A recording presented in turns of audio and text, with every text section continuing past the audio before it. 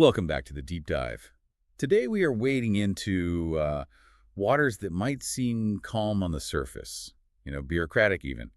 But underneath, the currents are incredibly strong and honestly a little dangerous if you don't know how to navigate them. That is a perfect metaphor. I mean, we usually talk about urban planning in terms of the visible stuff, the zoning maps, the density calculations, the setbacks on a weirdly shaped lot. Right. But today we're looking at the bedrock, the stuff that stops the whole profession from just collapsing under its own weight. We are talking about the moral weight of the profession.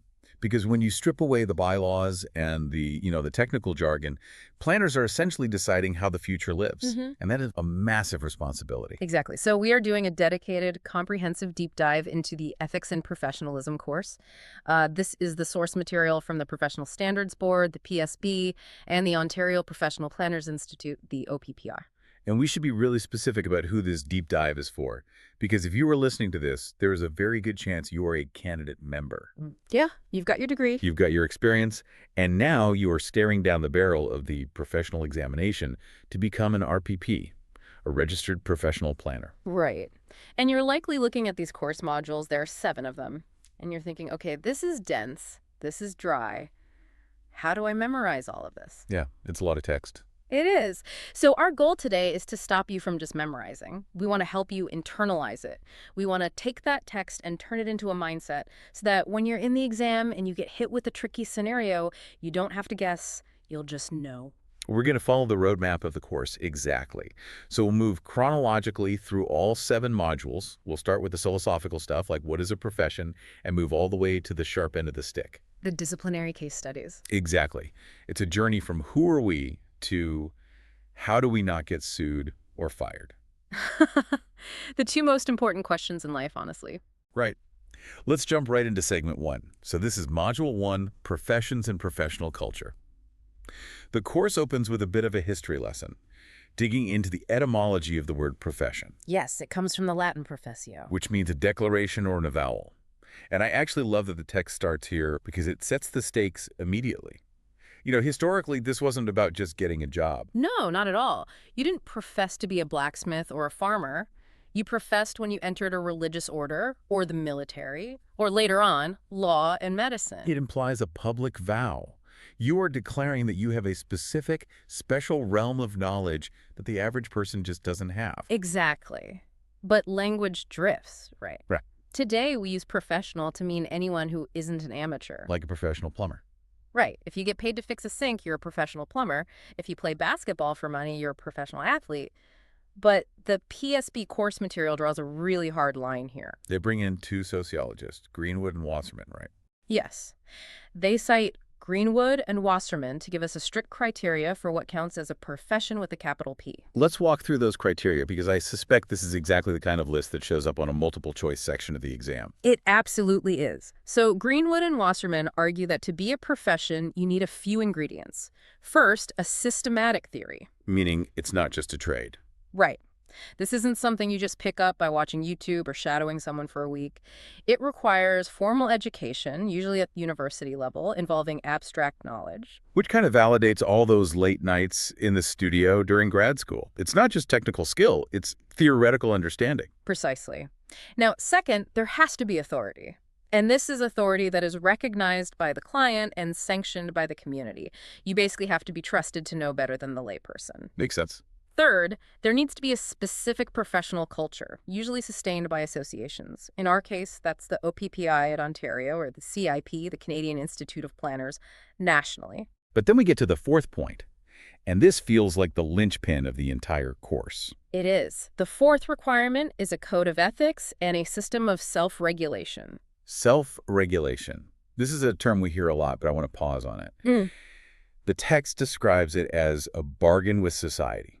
Let's unpack that. Because to a cynic, self-regulation sounds a bit like we investigated ourselves and found we did nothing wrong. It can completely sound like a protection racket if you don't look at the social contract underneath it. So here's the deal. The government looks at planners and says, okay, your work is highly technical and highly impactful. Real impactful. Right. And we, the government, don't want to stand over your shoulder and check every single zoning calculation or policy recommendation. We don't have the time, and frankly, we don't have the expertise. So they outsource the policing. In a way, yes. Oh. They grant the profession autonomy. They say, we will let the OPPI regulate its own members. You set the standards. You discipline the bad apple. Which is a massive privilege. It is. Most jobs don't have that. But, and this is the huge but in exchange for that autonomy, the profession must promise to protect the public. That is the bargain. We get freedom. The public gets protection from incompetence. Correct. And this leads to a vital distinction that the text makes, which often trips people up on the exam. We need to distinguish between a professional association and a regulatory body. Right, because often they're the exact same organization wearing two different hats. Exactly. The OPPI, for example, does both, but the functions are completely different. As an association, they exist for the members. So they organize the conferences? Yeah, conferences, they lobby the government for better planning laws, they host the networking drinks. They are there to help you, the planner. But as a regulatory body... As a regulatory body, they do not exist for you. They exist for the public interest. Their job is to ensure that if you are incompetent or unethical or negligent, you are removed from the profession so you can't hurt anyone. Wow, okay. Yeah, if the regulatory body starts acting like a trade union, protecting bad planners just to save face, the government can step in and say, you broke the bargain. And they take away the right to self-regulate. That is a very high-stakes relationship. It explains why the disciplinary process has to be so rigorous. Now, speaking of regulations, the module gets into the nitty-gritty of how this actually works legally in Canada. The terminology here is key. Right. We have right to title and right to practice. I feel like this is a classic exam definition trap. It is the #1 trap. You have to keep them straight. Let's start with right to title. This is what we have in Ontario under the OPPI Act of 1994 and in Alberta, too. Okay. Right to title simply means that the name is trademarked, essentially. Only certified members can call themselves a registered professional planner or use the designation RPP. So if I'm not certified, I can't put RPP on my business card. Correct. If you do, you can be fined. You are misrepresenting yourself to the public. But can I still do planning work? Yes. And that is the crucial difference. That is where right to practice comes in. Right to practice is a monopoly on the acts of the profession. Think about doctors. Right. I can't just do surgery in my garage. Exactly. If you are not a licensed doctor, you are legally not allowed to perform surgery. It doesn't matter what you call yourself. The act itself is restricted by law. But in planning, generally speaking, we don't have that monopoly. Largely, no. An architect can do planning work. A geographer can do planning work. A developer can do planning work. But they cannot call themselves RPPs. Ah, I see. The theory is that the brand of RPPs signals a higher standard of trust and ethics, so the market will prefer RPPs even if the law doesn't force them to use one. Got it. So we are protecting the label, not necessarily the labor. That is a brilliant way to put it, yes. The text also outlines a hierarchy of regulation stringency, just to round this out. Okay, let's hear it. At the bottom, you have registration, which is basically just being on a list. In the middle, you have certification, which is usually right to title. That's where we sit. And at the top? At the top is licensure, which is the strictest. That is right to practice. Okay, so we've defined the vessel. We are a profession with a capital P, operating under a bargain of self-regulation, mostly using right to title. Let's move to segment 2, module 2. Why the profession is concerned about ethics. This ties directly back to that bargain we just talked about. The text opens this module with a quote from George Bernard Shaw that is, well, it's not very flattering. He said, "All professions are conspiracies against the laity." Classic Shaw. Yeah. But he's perking at a very real fear. He's saying, look at these doctors, these lawyers, these planners. They use fancy words, they have secret rules, and they all protect each other. Right, like an exclusive club. Exactly. The fear is they are conspiring to take our money and keep us in the dark. And frankly, if you look at the history of some professions, he wasn't completely wrong. He wasn't. And that skepticism is the enemy of the profession.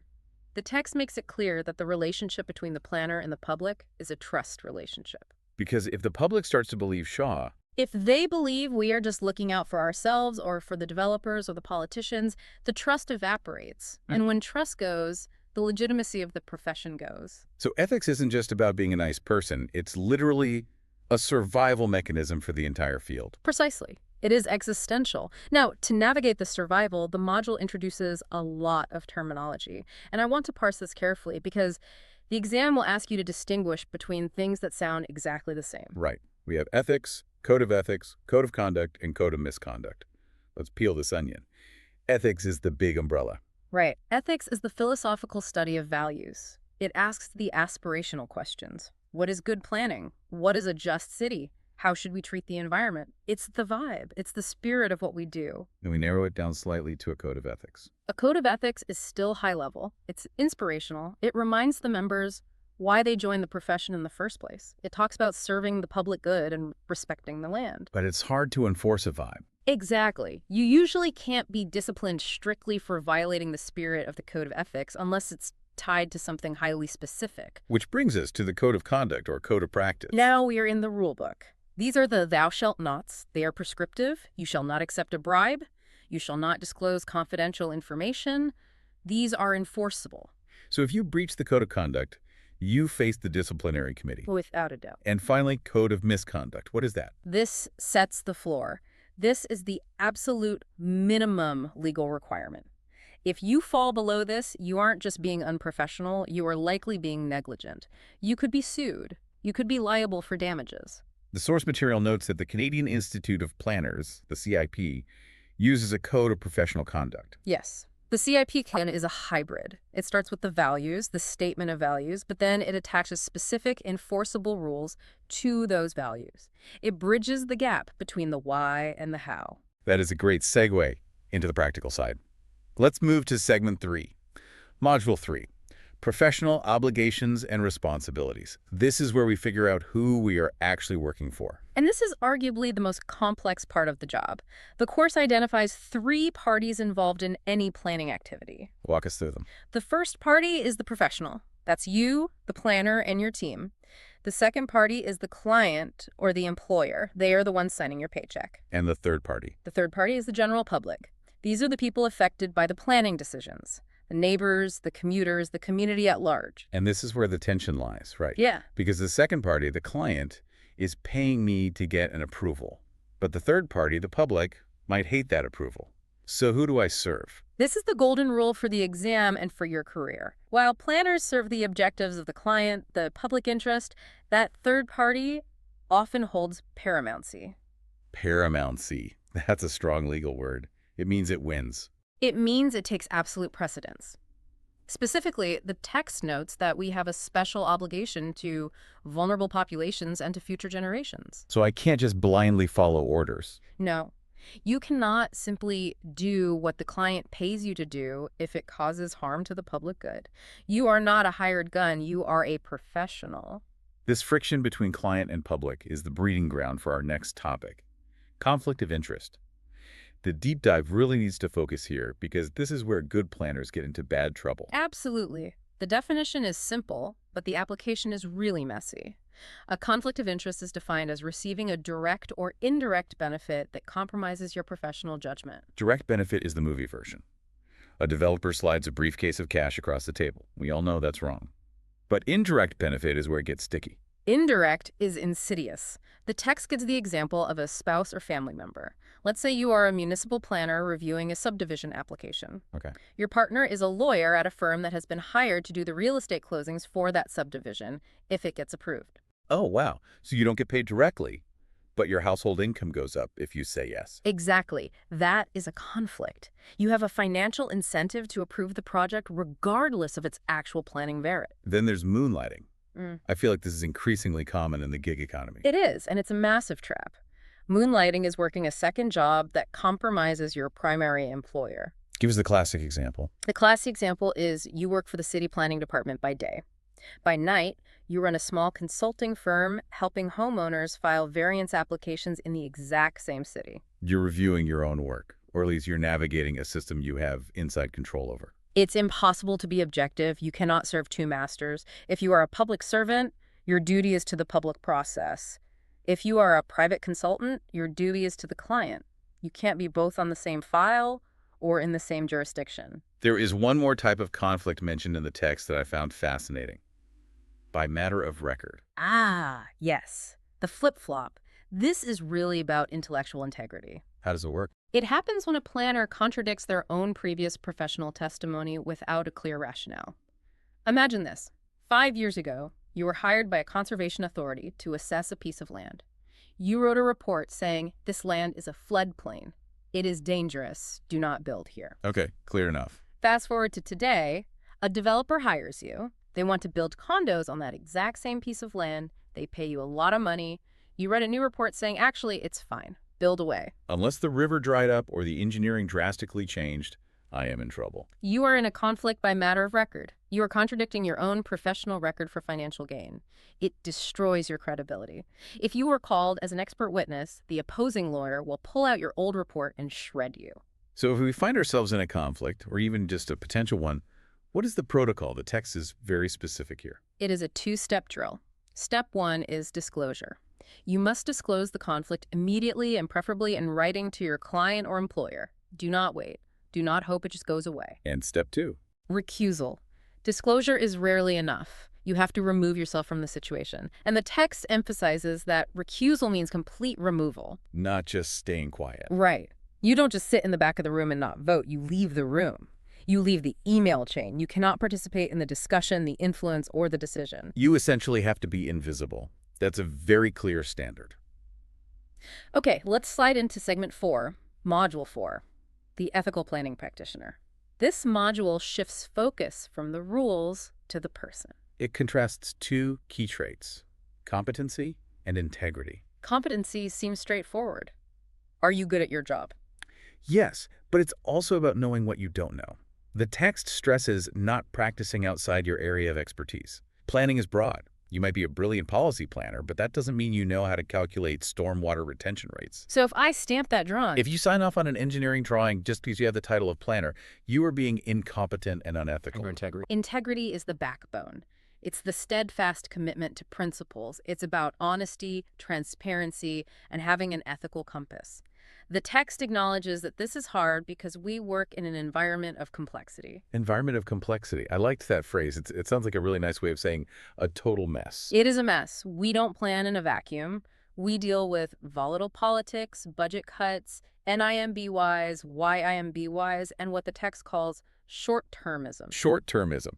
That is the absolute bane of infrastructure planning. It is. Politicians look at the next 4 years because of elections. Developers look at the next 4 quarters for profit. But planners, we are supposed to look at the next 40 years. Which puts us naturally at odds with the people paying us. Always. Integrity is the ability to stand in that wind and say, no, looking at the long term, this is the right call. To help us stand firm, the module takes a detour into critical thinking and logical fallacies. This felt a bit like a Philosophy 101 refresher, but I definitely see why it's there. It's there because if you can't think clearly, you can't act ethically, you need to be able to spot a bad argument, whether it's coming from a client or even from yourself. Let's look at the two specific fallacies the text highlights. First up is faulty generalization. This is a huge issue in social planning. It's when you treat a whole group based on the characteristics of a few. The example given in the text is homelessness. Okay. If a planner creates a policy that treats the homeless as a monolith, they will fail. Homeless families have vastly different needs than homeless youth, who have different needs than those with chronic addiction issues. If you generalize, you are failing the competence test. And the second one is the red herring. This is the art of distraction. The text gives a rather dramatic example here. A planning director is facing a disciplinary hearing for harassing his staff. It's a clear conduct issue. But in his defense, he starts talking about how the department has a history of racial bias. Whoa, that is a heavy pivot. It is, and racial bias is a serious issue. But in this specific context, he is using it as a shield. He is introducing a separate, highly charged topic to distract the pursuers from the fact that he harassed his staff. That is a classic red herring. Yes, as an ethical practitioner, you have to be able to cut through that noise and stay focused on the issue at hand. That's a powerful example. Yeah. Okay, we have arrived at the heavyweight champion of planning concepts. Segment 5, Module 5, the public interest. The Holy Grail. The text admits right off the bat that defining public interest is nearly impossible. It calls it the undefinable. But we have to try. We do. And the most critical takeaway for the listener, especially when you sit down for the exam, is what public interest is not. Public interest is not simply the sum of public opinions. I really want to underscore that. Yeah. Because if I hold a town hall meeting and 200 people show up and scream no to a new affordable housing project, that does not mean no is in the public interest. Correct. That is public opinion. That is a data point. But the public interest is broader. It includes what we call the unrepresented stakeholders. Who are the unrepresented? Future generations. The kids who aren't born yet but will absolutely need housing in 20 years, they can't vote at the town hall. Right. The natural environment. The wetland can't speak into the microphone. The cultural heritage. These voiceless entities are part of the public interest. The planner's job is to be their voice against the loud voices in the room. The CIP code mandates specific things regarding this in Section 1. Yes. It says we must respect diversity, provide clear and accurate information, and this is key, ensure meaningful participation. The text actually throws some shade at the standard town hall meeting here, doesn't it? It does, and rightfully so. It says attendance does not equal participation. Just because you put a notice in the newspaper and open the gym doors doesn't mean you engaged the community. People just show up to yell. If the people didn't understand the maps, or if they felt intimidated, or if the decision was basically already made before they arrived, that wasn't participation. That was theater. So what is the alternative to the theater? The text proposes a feedback loop. It's iterative. You inform. You obtain feedback. You modify the project based on that feedback. That is the step everyone skips. Then you promote discussion on the changes. And then you finalize. It's a real conversation, not a lecture.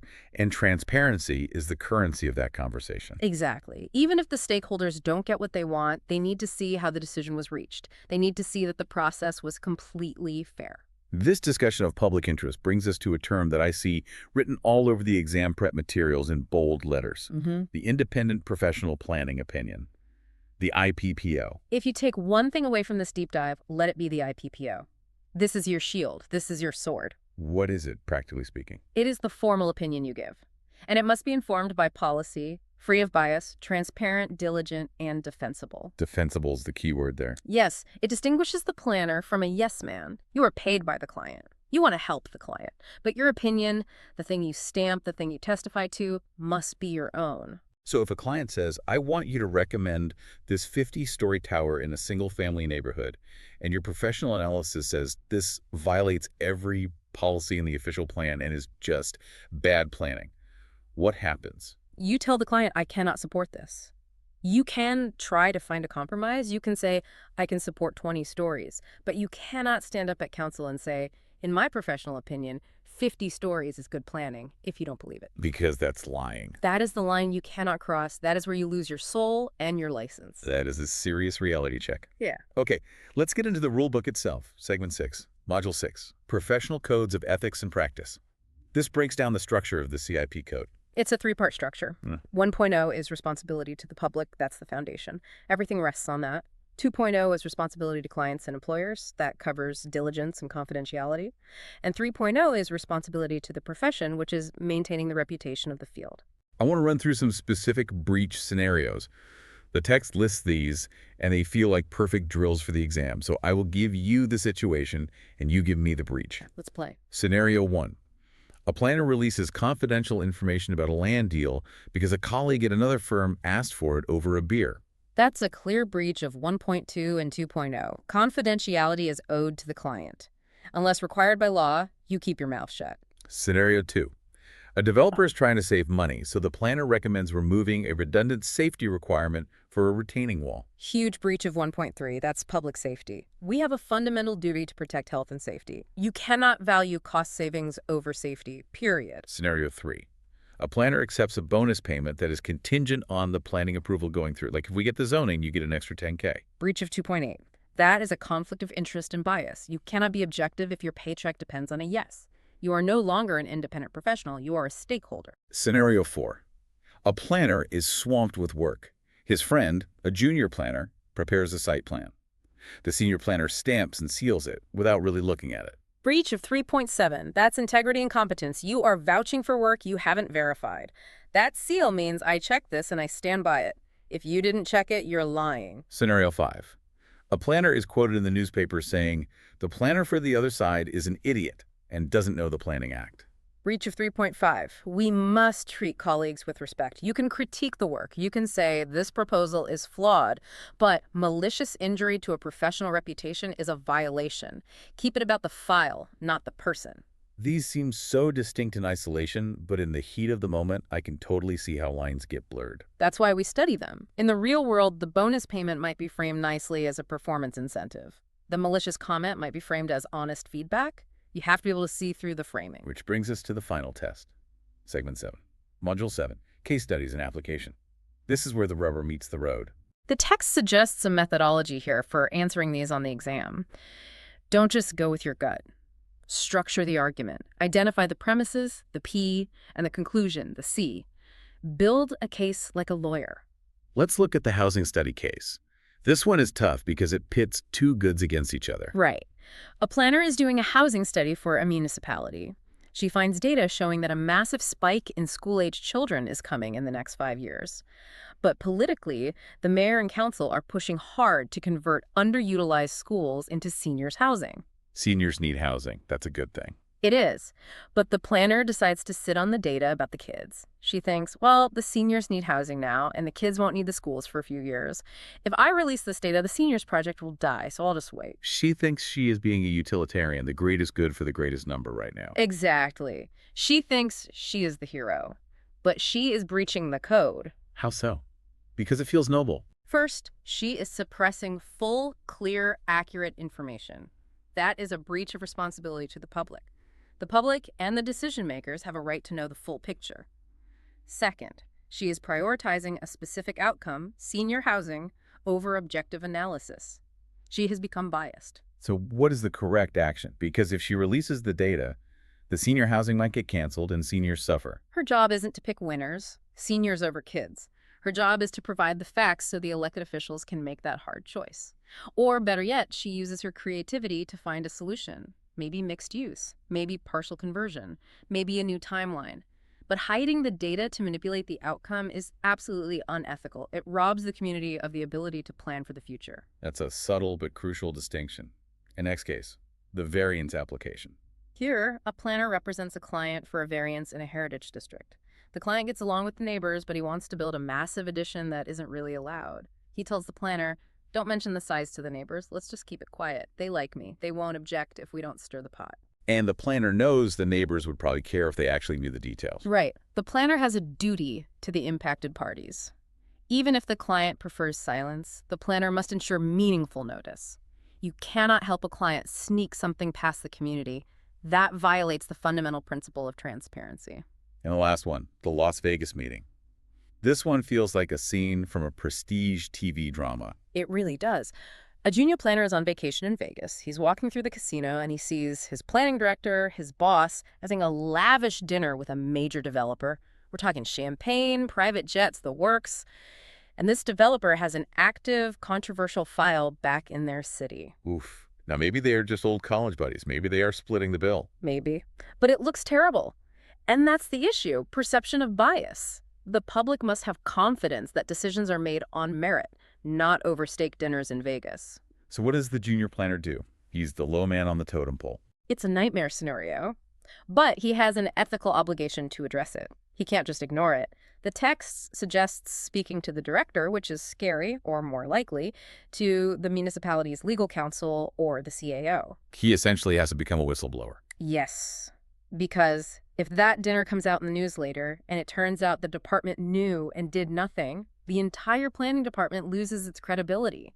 The approvals they granted become suspect. The trust relationship we talked about in Module 2 is shattered. It connects everything back to that start. It does. All these cases, the housing data, the hitting variance, the Vegas jet, they are all about the exact same thing, protecting the integrity of the system so that the system can protect the public. So bringing it all home for our outro, we've gone from Latin definitions to the gritty reality of whistleblowing. If you were listening to this and prepping for the exam, what is the final takeaway?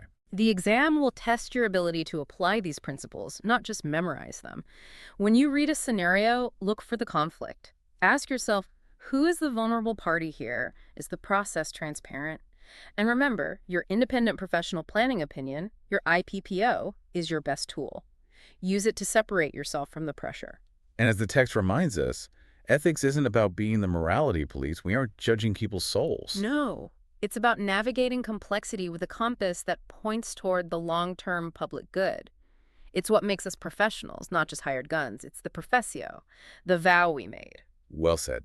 But it does leave me with a thought that isn't really in the manual. As technology changes, like with AI doing more technical analysis, the human element of that IPPO is going to become even more critical. Our ethics will be the only thing separating us from the algorithms. That is a fascinating point to ponder as the profession evolves. Good luck with the studying.